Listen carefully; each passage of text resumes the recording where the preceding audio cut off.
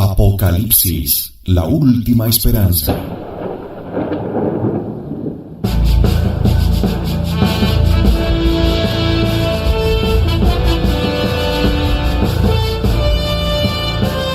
El tiempo se está acabando. La salvación está en riesgo. La fe y la verdadera doctrina tras un velo de falsedad. Los hombres desobedecen, apostatan y traicionan. ¿Todo está perdido?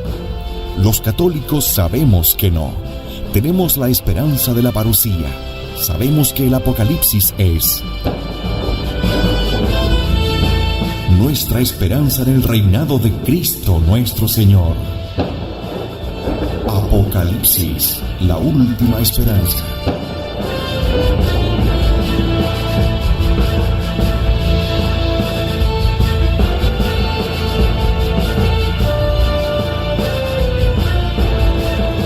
En Convicción Radio.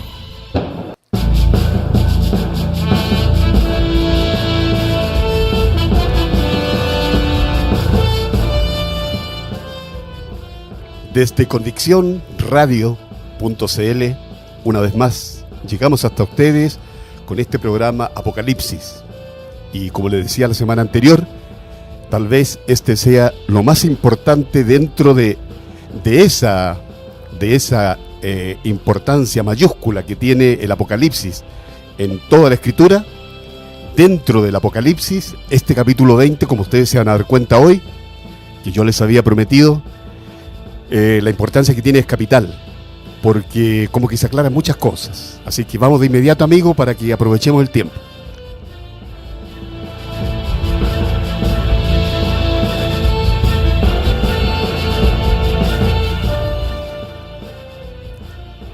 En el mismo capítulo 18 veremos los versículos del 11 al 14.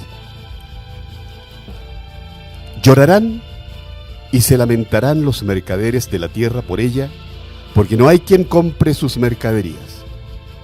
Las mercaderías de oro, de plata, de piedras preciosas, de perlas, de lino, de púrpura, de seda, de grana, toda madera olorosa, todo objeto de marfil y todo objeto de madera preciosa, de bronce, de hierro, de mármol, cinamomo y aromas, mirra e incienso, vino, aceite, flor de harina, trigo, bestias de carga, ovejas, caballos y coches, esclavos y almas de hombres.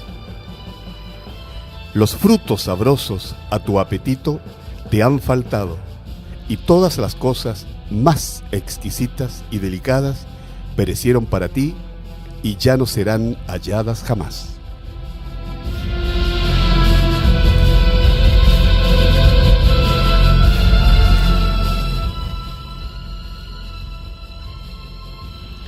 En la Rusia del zar, a los esclavos los llamaban almas. La ramera es pintada como ciudad mercantil y fenicia, abastada en lujos, que señorea por el poder del dinero y el dominio del mar, que vende esclavos y esclaviza incluso las almas. Como luego se añade el treno de los capitanes de navío, parece indicarse un puerto de mar. No diremos que esta civilización donde estamos y que llaman civilización cristiana a sus defensores sea todo mala.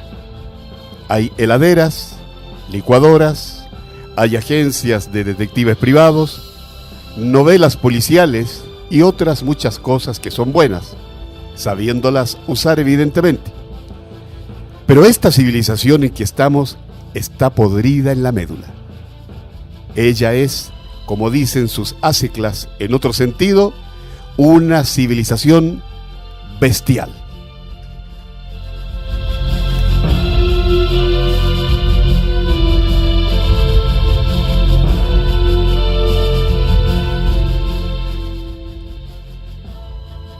Versículos 15 y 16. Los mercaderes de estas cosas que se enriquecían con ella se detienen a lo lejos por el temor de su tormento, llorando y lamentándose, diciendo: ay, ay de la ciudad grande, que se vestía de lino, púrpura y grana, y se adornaba de oro, piedras preciosas y perlas, porque en una hora quedó devastada tanta riqueza.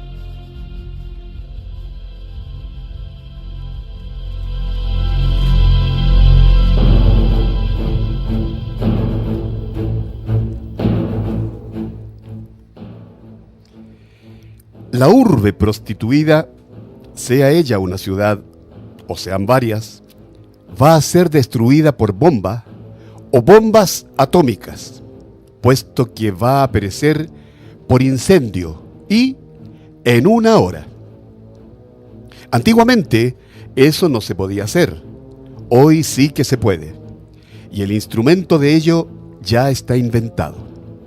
3 veces se repite en esta elegía que será destruida en una hora, como antes se había dicho, en un solo día.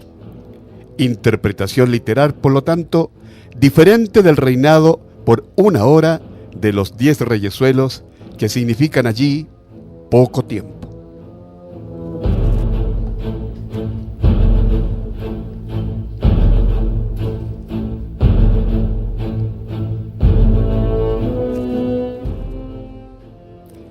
Versículos 17 al 19.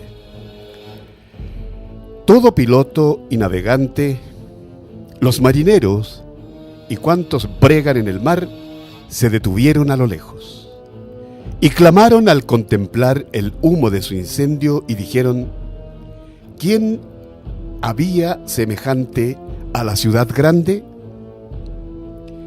Y arrojaron ceniza sobre sus cabezas y gritaron llorando y lamentándose y diciendo: ay, ay de la ciudad grande, en la cual se enriquecieron todos cuantos tenían navíos en el mar, a causa de su suntuosidad, porque en una hora quedó devastada.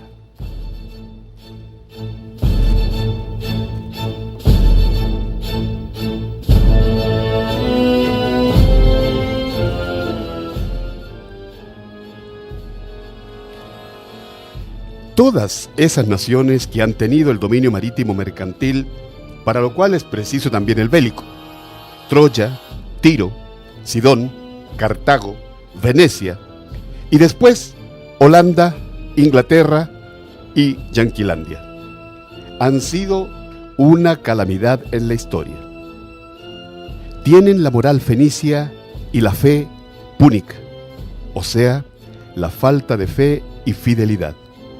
Y aún peor, el hábito de engañar propio del mercachifle. Chesterton lo puso en la elegante parábola de la carabela dorada, de Golden Gaily, que no pudo publicar en ningún diario inglés, por lo que tuvo que fundar una revista propia, G.K. Weekly, la cual parábola resultó profética. La carabela dorada, en su viaje por el mundo, va a ir a parar a la Babilonia de los últimos tiempos, sea ella quien fuere, e irá a su perdición, cuando su iniquidad haya subido hasta el trono de Dios, es decir, cuando haya falsificado la religión hacia su servicio.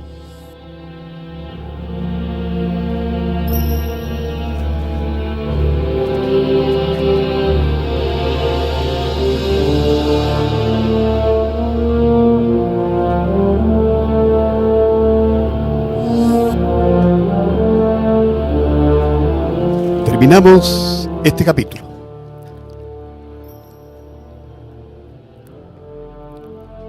Regocíjate por ello, oh cielo, y los santos y los apóstoles y los profetas, porque Dios ha juzgado nuestra causa contra ella.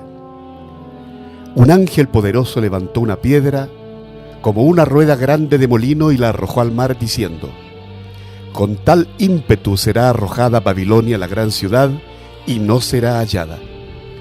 Nunca más se oirá en ella la voz de los citaristas, de los músicos, de los flautistas y de los trompeteros. Ni artesano de ningún arte será hallado jamás en ti, y la voz de la muela no se oirá jamás en ti. La luz de la lámpara no lucirá más en ti, ni se oirá más la voz del esposo y de la esposa, porque tus comerciantes eran magnates de la tierra, porque con tus maleficios se han extraviado todas las naciones, y en ella se halló la sangre de los profetas y de los santos y de todos los degollados sobre la tierra.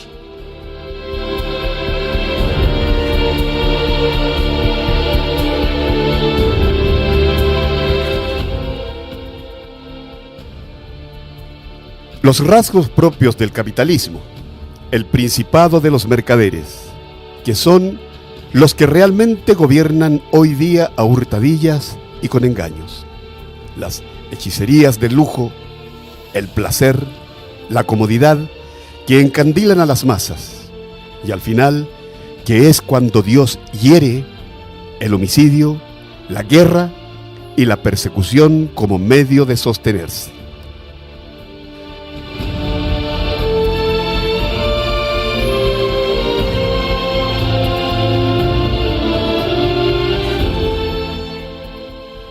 Capítulo 19, versículos del 1 al 5. Después de esto, oí una fuerte voz como de una muchedumbre numerosa en el cielo que decía: Aleluya, salud, gloria, honor y poder a nuestro Dios. Porque verdaderos y justos son sus juicios, pues ha juzgado a la gran ramera que corrompía la tierra con su fornicación, y en ella ha vengado la sangre de sus siervos. Y por segunda vez dijeron: Aleluya, aleluya. El humo de la ciudad sube por los siglos de los siglos. Cayeron de hinojos los 24 ancianos y los 4 vivientes, y adoraron a Dios que está sentado en el trono, diciendo: Amén, aleluya.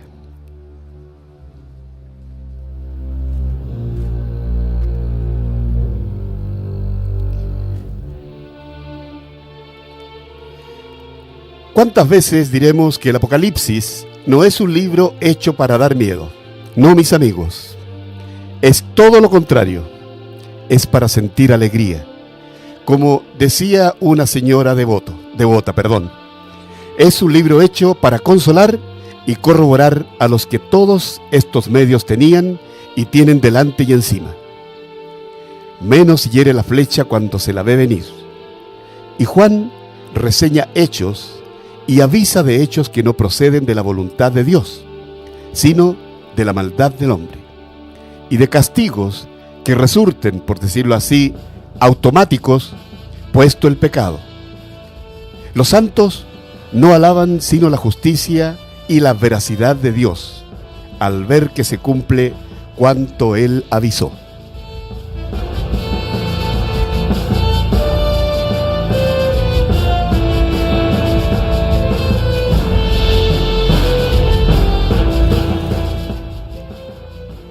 Versículos 6, 7 y 8.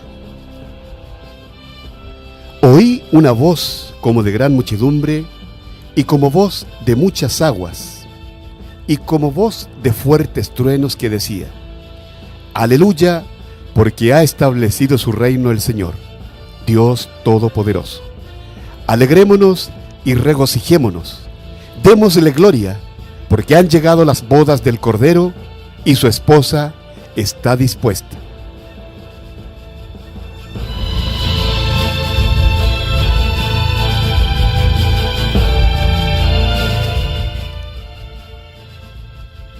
Solemos decir que la iglesia es la esposa del Cordero.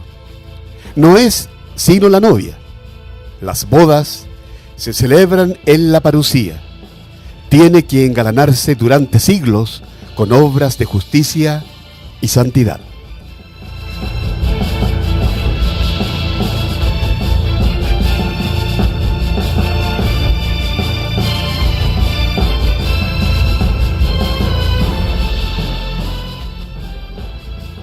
Versículos 9 y 10. Y me dijo: escribe, bienaventurados los invitados al banquete de bodas del Cordero.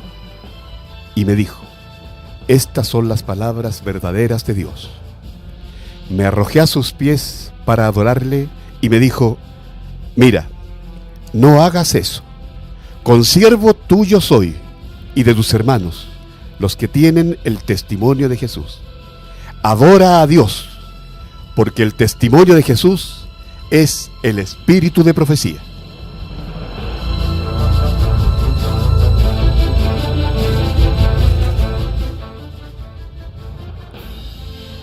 Juan retoma la metáfora de Cristo que designó el cielo como una cena de bodas, pero luego Juan lo describirá como una ciudad regia y suntuosa. Es de notar la inversión del último versículo. Parecería debiera decir: el espíritu de profecía da testimonio de Jesús. En cambio, dice al revés, que el dar testimonio de Jesús es espíritu de profecía. Estimamos, porque en los últimos tiempos, el solo mantener y profesar la fe en nuestro Señor hará a los fieles profetas y mártires. Su único apoyo, ustedes me disculpan, su único apoyo serán las profecías. El Evangelio eterno habrá reemplazado a los evangelios de la espera y el noviazgo, y todos los preceptos de la ley de Dios se cifrarán en uno solo: mantener la fe ultrapaciente y esperanzada, es decir, Ecclesia Martyrum. Dijo San Hipólito Mártir que los mártires de los últimos tiempos serán mayores que los mártires primeros, porque aquellos lucharon con los césares, mas los de los últimos tiempos habrán de luchar directamente contra Satanás. Y lo repitió San Agustín, añadiendo que los mártires postrimeros ni siquiera serán conocidos como mártires, cosa que no deja de darse un poco hoy. En resumen, los profetizados sucesos novísimos parecen alinearse así.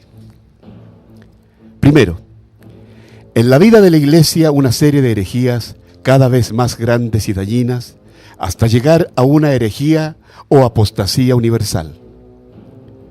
El padre Juan de Mariana, en su obra Susodicha, apunta: las tubas designan herejías.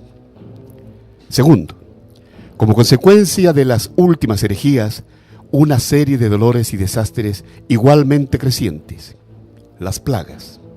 Tercero, un periodo corto de paz y tranquilidad parece estar señalado, o aquí o un poco más adelante.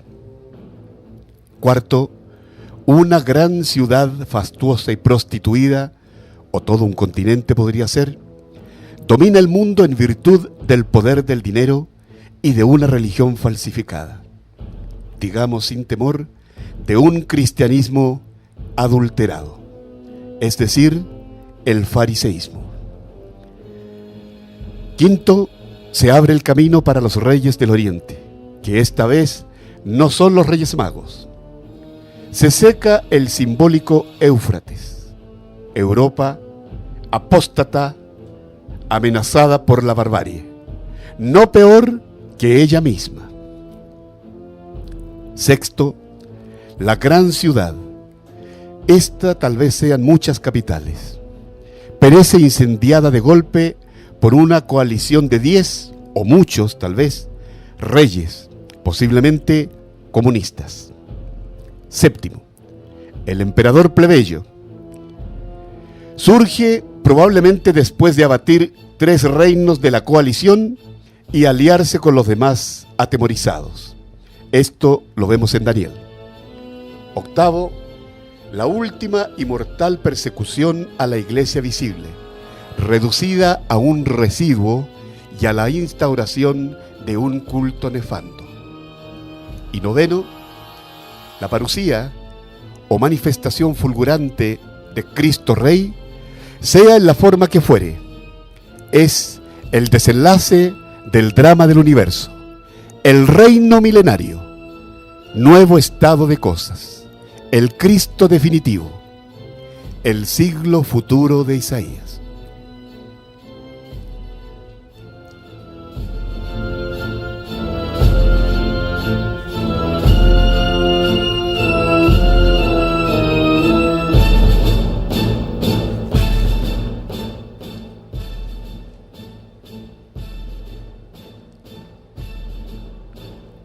versículos del 11 al 16.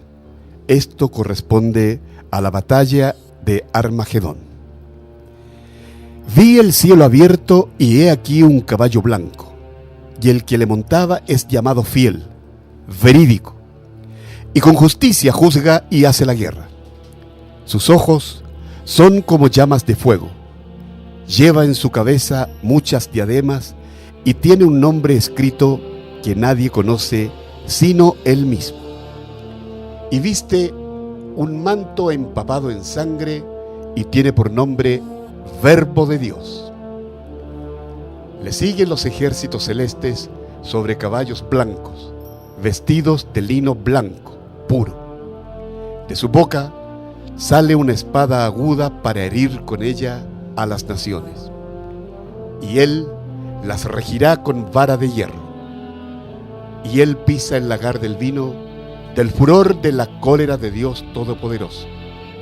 Tiene sobre su manto y sobre su muslo escrito su nombre: Rey de Reyes, Señor de Señores.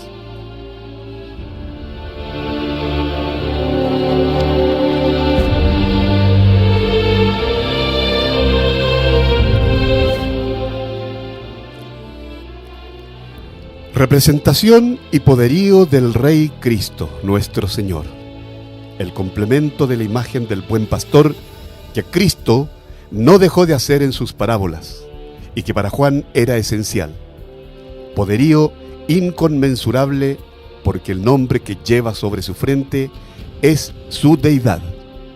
Y los nombres que los hombres podemos saber, que añade enseguida Juan, derivan de ella. Sus vestidos están salpicados de su propia sangre, que indica su humanal natura y los méritos de su pasión y muerte. La espada doble filosa que sale de su boca, metáfora poco pictórica tal vez, es la palabra de Dios que corta hasta la división del alma con el espíritu. Cliché inmemorial de la Escritura.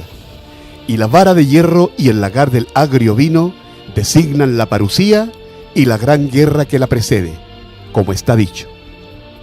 No necesita para vencer al anticristo de los ejércitos del cielo. Lo derribará con un soplo de su boca, nos dice San Pablo, y con el mero refulgir de su llegada. No agarrará a los dos anticristos para hundirlos en el horco. Serán agarrados por un ángel, dice el texto, por el arcángel San Miguel, patrón del pueblo israelita, dice el rabí Nazar Shrur y Daniel profeta. En aquel tiempo se levantará Miguel, príncipe de nuestro pueblo.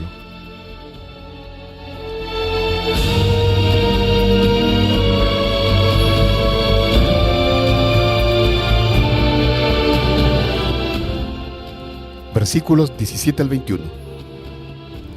Y vi un ángel parado en el sol, y clamó con voz magna diciendo a todas las aves que volaban por el cénit: venid, juntaos a la cena grande de Dios, a comer la carne de los reyes y la carne de los generales, y la carne de los potentes, y las carnes de caballos y jinetes, y de muchos libres y siervos, y de grandes y de chicos. Pasaje tomado de Ezequiel 38 y su descripción de la batalla de Gog-Magog, a la cual recurrirá de nuevo más tarde San Juan.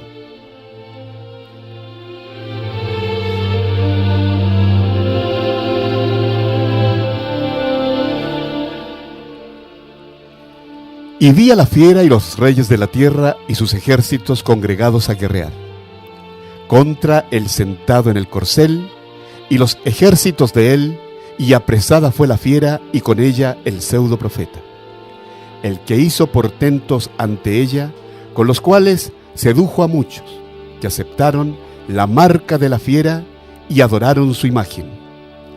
Vivos fueron lanzados estos dos al lago ardiente de fuego azufre, y los demás fueron muertos de espada del sentado en el corcel, que sale de la boca de él, y todas las aves de presa hartáronse de sus carnes.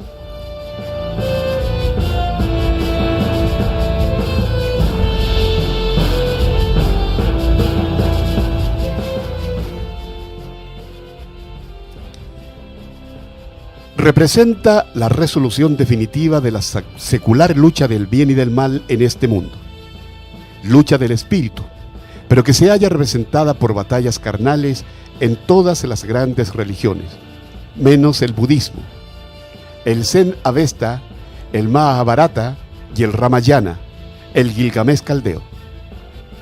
Como que de ella derivan en realidad todas las batallas carnales de la historia y adquieren significación histórica por referencia a ella. Las guerras médicas y las guerras púnicas, por ejemplo, representaron el esfuerzo heroico y el triunfo de un pueblo sano, relativamente, contra un imperio desmesurado y cruel, una fiera. La lucha de los dioses y de los demonios que dice Chesterton. En el colegio nos enseñaban que Jerjes invadió la Grecia con 1 millón de hombres y que Leónidas cayó heroicamente en las Termópilas y nada más. Estos hechos sueltos tienen poca o ninguna importancia si no fuera por el trasfondo religioso o tal vez moral que tiene toda guerra. Los hombres se obsequian la muerte corporal unos a otros. La muerte del espíritu, la muerte segunda, es la que procede de la boca de Cristo. La sentencia del juez eterno, y aún esta sentencia, no es más que la ratificación de un hecho radicado en las naturas mismas de Dios y el hombre. No hay que imaginarse a Cristo o sus ángeles acuchillando mortales en la llanura del Armagedón. Eso lo saben hacer mejor los mismos mortales. De la muerte del anticristo y el pseudoprofeta, que fueron apresados y lanzados al abismo, no sabemos nada circunstancialmente, pero no importa nada tampoco. De varios versículos sueltos y oscuros de Daniel y los profetas, han construido varias imágenes conjeturales novelescas, intérpretes aventurosos. San Jerónimo, seguido por varios, interpreta el oscuro versículo de Daniel 11, versículo 15, como que el famigerado emperador va a subir al monte Oliveto para simular allí la ascensión de Cristo, el cual, entre paréntesis, retiene hasta hoy el récord de aviación en altura, y se va a precipitar al suelo después de elevarse un poco, quizá en uno de estos cohetes astrales de ahora. Mas el texto de Daniel dice simplemente: de Antíoco Epifanes, sombra del anticristo, y fijará su tabernáculo en Apadno, entre los mares, sobre el monto ínclito y santo, y llegará a la cúspide de él, y nadie lo auxiliará. Así traduce la Vulgata Latina, y los 70 traducen: y plantará el tabernáculo de su palacio entre los mares, en la gloriosa santa montaña, y así llegará a su fin, y nadie lo ayudará. San Pablo dice simplemente que Cristo le dará muerte con el refulgir de su llegada y con una palabra, pero aún esto podría ser una metáfora.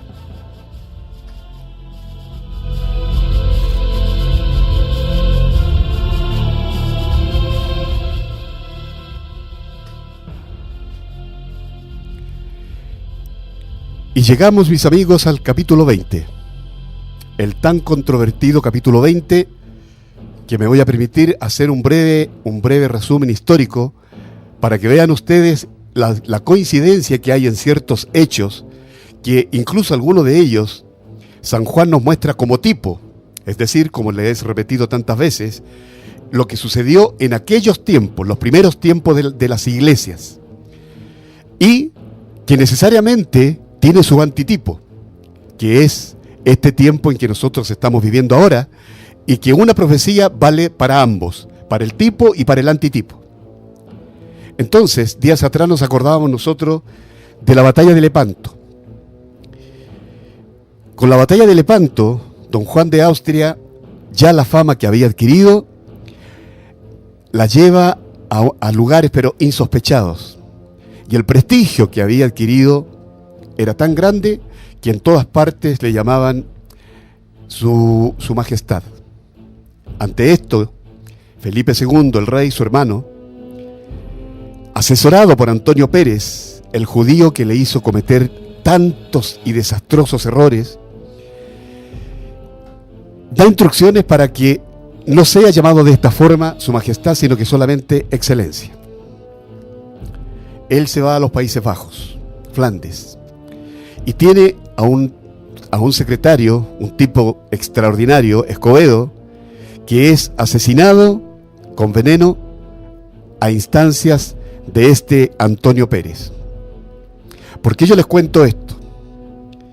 En aquel entonces, el Papa Pío V reiteradas veces le pide a Felipe II que con su armada invencible la haga marchar sobre Inglaterra, saque a la bastarda que está ocupando el lugar que no le corresponde, y en ese lugar ponga a quien realmente amerita el trono, que es María Estuardo, y que haga un casamiento, evidentemente político, con don Juan de Austria, y de esta forma restaurar la catolicidad en la isla. Bueno, ustedes saben, amigos míos, que esto no se realizó. Posteriormente, Gregorio XIII, sucesor de Pío V, insta a Felipe II con lo mismo, la misma cosa, que envíe la invencible armada, que saque a Isabel y que case a don Juan de Austria con María Estuardo. Lo más probable que aquí lo que primó fueron los consejos de Antonio Pérez. Felipe II no hace esto.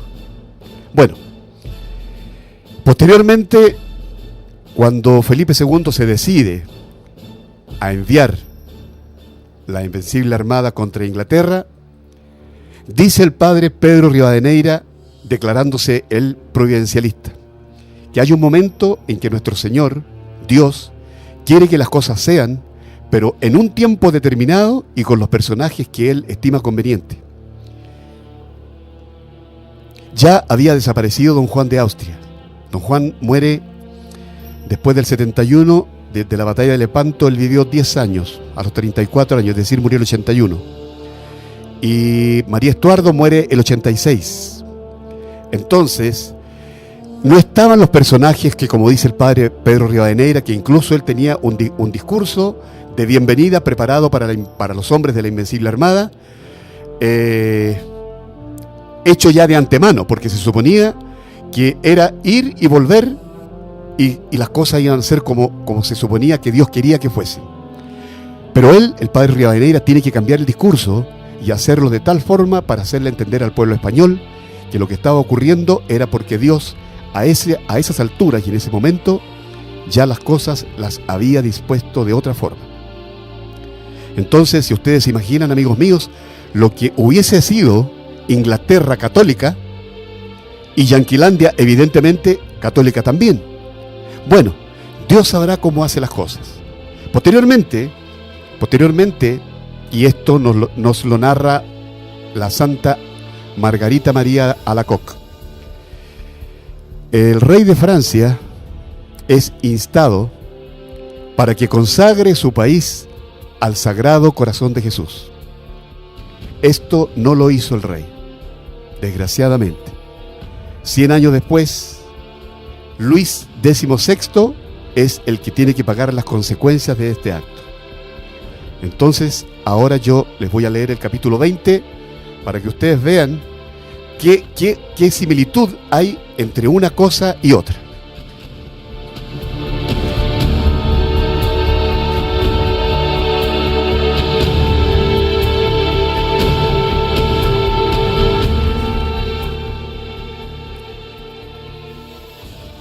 Vi un ángel que descendía del cielo trayendo la llave del abismo y una gran cadena en su mano.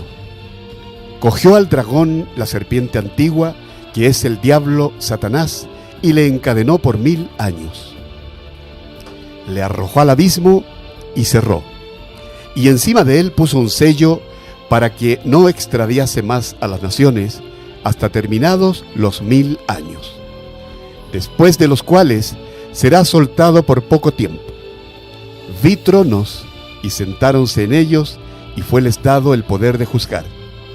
Y vi las almas de los que habían sido degollados por el testimonio de Jesús y por la palabra de Dios. Y cuántos no habían adorado a la bestia ni a su imagen, y no habían recibido la marca sobre su frente o sobre su mano. Y vivieron y reinaron con Cristo durante 1000 años. Los restantes muertos no vivieron hasta terminados los 1000 años. Esta es la primera resurrección. Bienaventurado y santo el que tiene parte en esta primera resurrección. Sobre ellos no tendrá poder la segunda muerte, sino que serán sacerdotes de Dios y de Cristo y reinarán con él por 1000 años.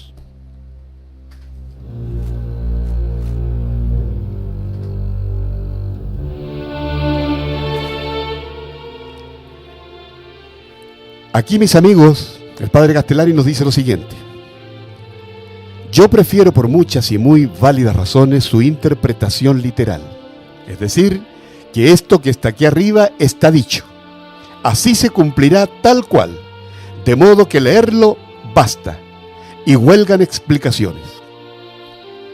Ahora, indicaré aquí, sin embargo, la otra interpretación, que es la alegórica, que inventó en el siglo IV el hereje donatista Ticonius, y repitió minuciosamente San Agustín en el capítulo 20 y siguientes en su Ciudad de Dios.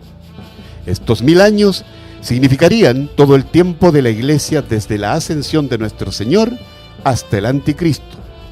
Los fieles reinan en ese tiempo sobre la tierra, porque servir a Dios significaría reinar, y también en el cielo, donde los muertos tienen la gloria eterna y se podrían llamar resucitados, porque la primera resurrección no es sino la gracia de Dios. El demonio será echado al abismo, quiere decir, estará escondido en los pechos de los malvados. No engañará más a las gentes, quiere decir, a los cristianos. Será soltado breve tiempo en la época del Anticristo, al cual se refieren solamente 4 versículos, el 7, el 8, el 9 y el 10 de este capítulo. La segunda muerte es el infierno.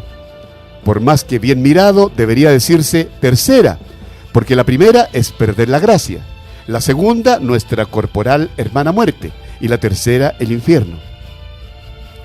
Los tronos o sedes son los palacios de los obispos, y las almas de los degollados que reviven son simplemente todos los cristianos en gracia de Dios. San Agustín advierte que no sabe si esta interpretación es la buena o no, cosa en que no es imitado por ninguno de los actuales intérpretes alegoristas, muchos de los cuales además incriminan de heréticos y de ridículos y de judaizantes y de zotes y groseros y de perturbadores a aquellos que no gustan de esta interpretación. Según esta teoría, los 1000 años de San Juan significarían 3 años y medio, y 2000 años, y también toda la eternidad a la vez. Donosa aritmética, nos dice el padre.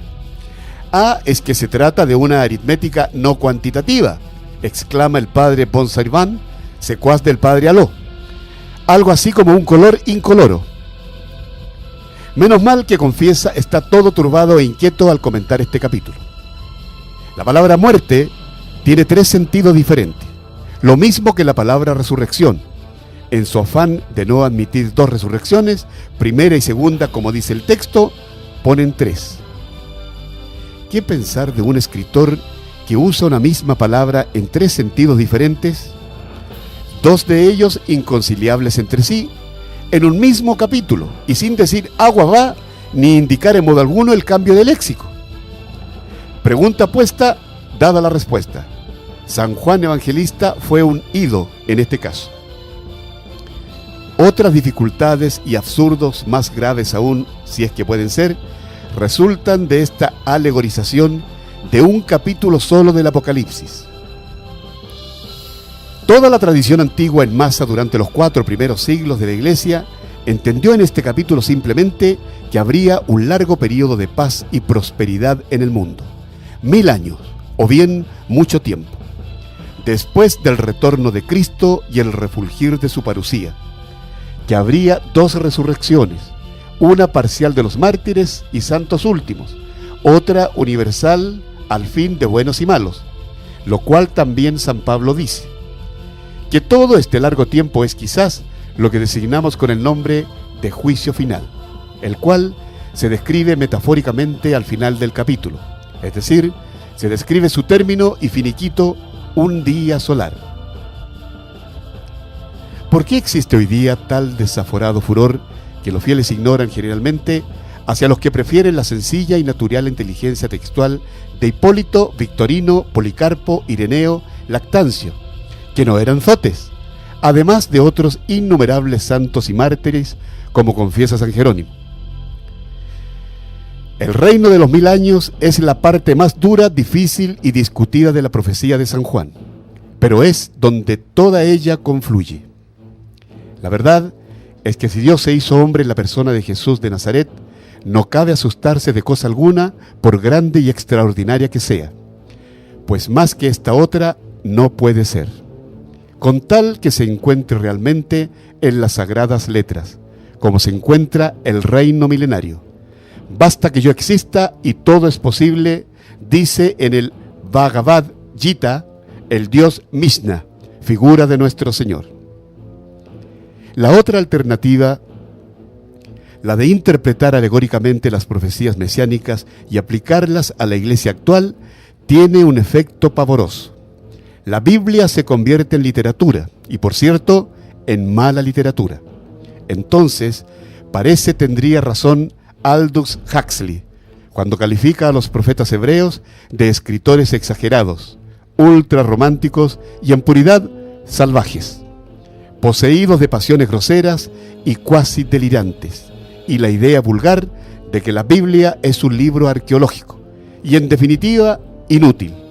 No se puede entonces ni refutar ni excluir.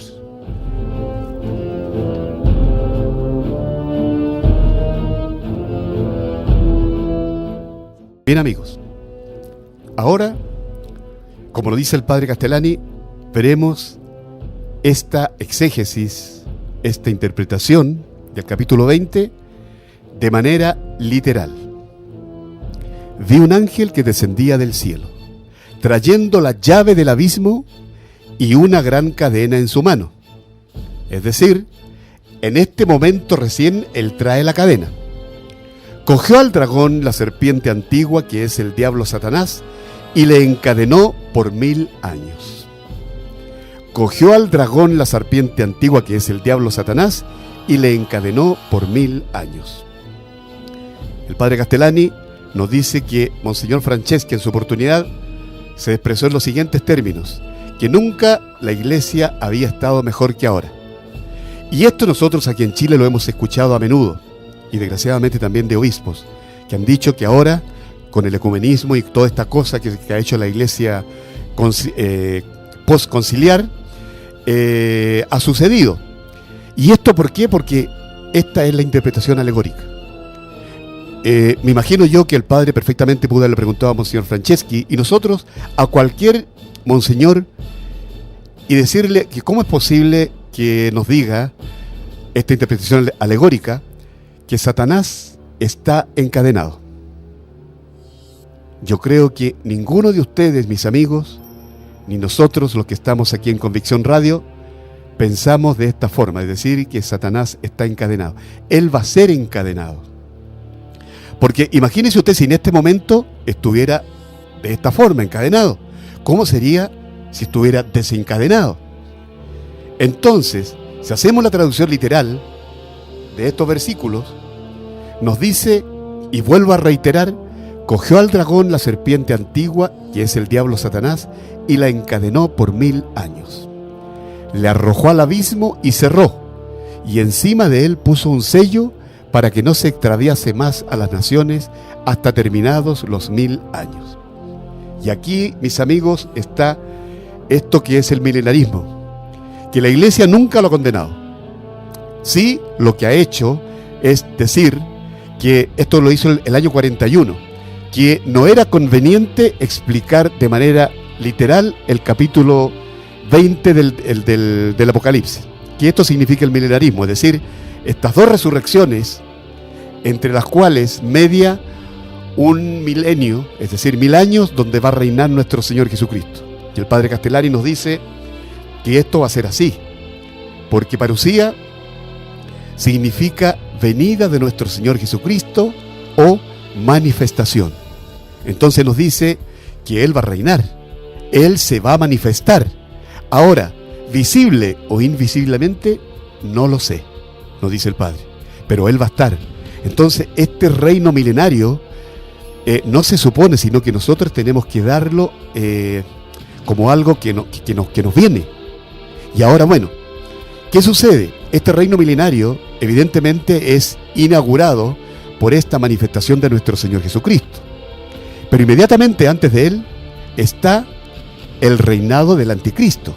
Lo que nos dice la Escritura, dos tiempos, un tiempo más medio tiempo, es decir, que serían los 3 años y medio.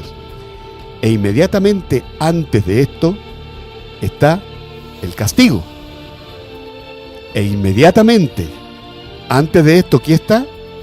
Y aquí está el quid del asunto, mis amigos. Está la apostasía general.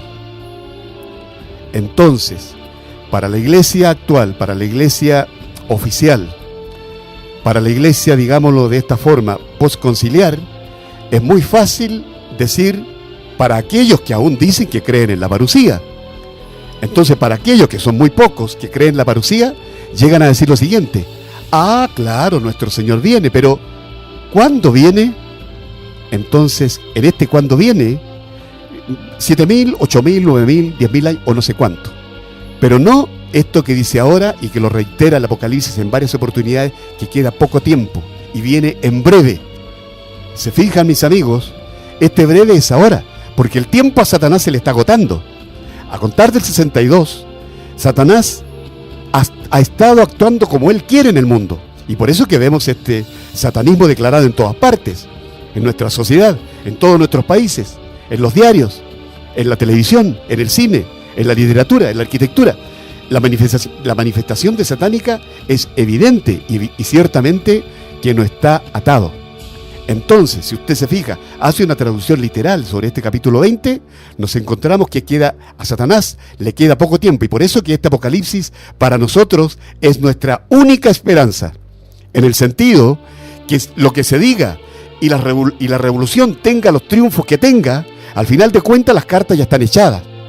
Y aquí lo que les decía anteriormente con don Juan de Austria y el rey de Francia,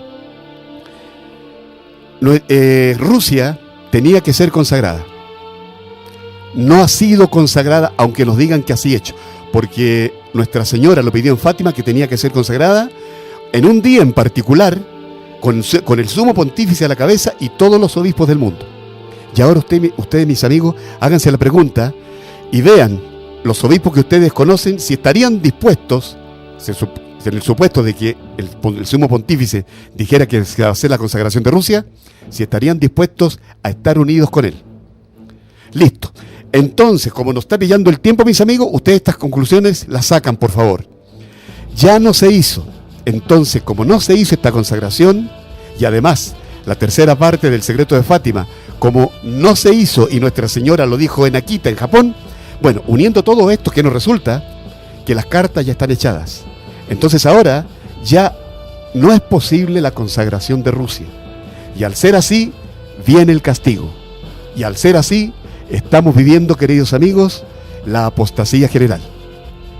Y hasta aquí llegamos y seguimos con la última parte, pero ya esto es lo grueso del capítulo 20. Entonces lo terminamos en la próxima semana. Bien, mis amigos, eso sería, y una muy buena semana esperando la finalización de este capítulo 20 tan controvertido. Adiós, mis amigos.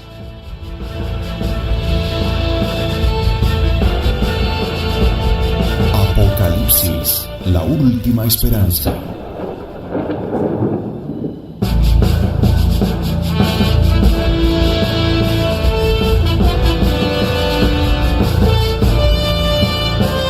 El tiempo se está acabando. La salvación está en riesgo. La fe y la verdadera doctrina tras un velo de falsedad. Los hombres desobedecen, apostatan y traicionan. ¿Todo está perdido? Los católicos sabemos que no. Tenemos la esperanza de la parusía. sabemos que el Apocalipsis es nuestra esperanza en el reinado de Cristo nuestro Señor. Apocalipsis, la última esperanza.